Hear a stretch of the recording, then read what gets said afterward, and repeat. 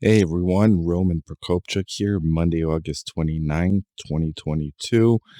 Some important news coming out of the chatter across Ukraine as well as other media outlets. Basically, it looks like that built up to a Kherson counteroffensive, or that it started a few weeks ago. It actually looks like it started a few hours ago. Reports coming in as early as, an hour and a half, 2 hours ago, that prior to that, there was a significant increase in Ukrainian artillery and HIMAR action within the Kherson region. And it looks like within like an hour and a half to 2 hours ago, Ukraine started its push into getting Kherson back. And, who knows how far they can go with this counteroffensive. And I believe it was at like 6:52 a.m. Eastern time. It was reported. I don't believe it was confirmed, but reported by several outlets that Ukraine has pushed through the first line of Russian defense in Kherson. Now, this counteroffensive looks like it's not only in Kherson or around Kherson, but on the whole southern front, and put possibly in other areas, picking up activity, Ukrainian activity, obviously thanks to the weapons packages and the resupply of ammunition for the howitzers and the HIMARs and other equipment coming in. It looks like there's a lot of potential for this counterattack. Now, with obviously like any counterattack, if you are the one attacking, you're going to suffer significantly higher losses than if you're dug in defending.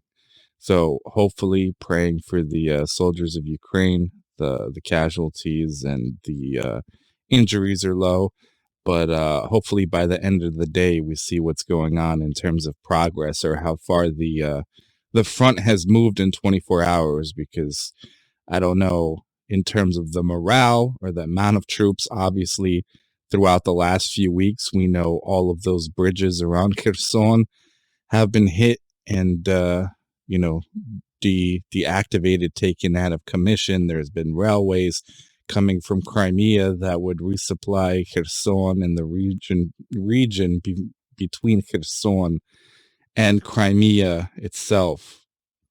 So a lot of lines of resupply and communication have been destroyed over the last few weeks. Obviously, it looks like for the buildup of this and heavy shelling and HIMAR fire in the last, hours, building up to, this potential operation or, counteroffensive that's been going on. So we see obviously the effectiveness of the howitzers that came first, and then obviously the HIMARs, which are, mobile, setup, hit and run. Hopefully other similar systems are being sent over by Western European countries as well as Central and Eastern European countries, providing armor and different ammunition and tech as well. So Ukraine is obviously truly grateful, but we'll be monitoring the situation, hopefully on the ground, how far they've gotten in the last few hours, if it's confirmed, because obviously this is different terrain than it is, in the north of the country.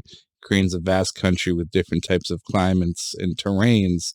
So this is a lot of flat land, not so much elevation. So if Ukraine can obviously, and reports coming in, like I mentioned, have had increased fire from artillery and HIMARS taking out positions before they get to them, and then obviously seeing Russian held positions possibly abandoned as they potentially retreat, regroup, or exfil to another location to set up a line of defense. Hopefully that movement is quick, because the land is obviously flat.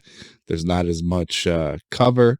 So we'll see what happens. Slava Ukraini, Heroyam Slava, Slava Bohu, God bless.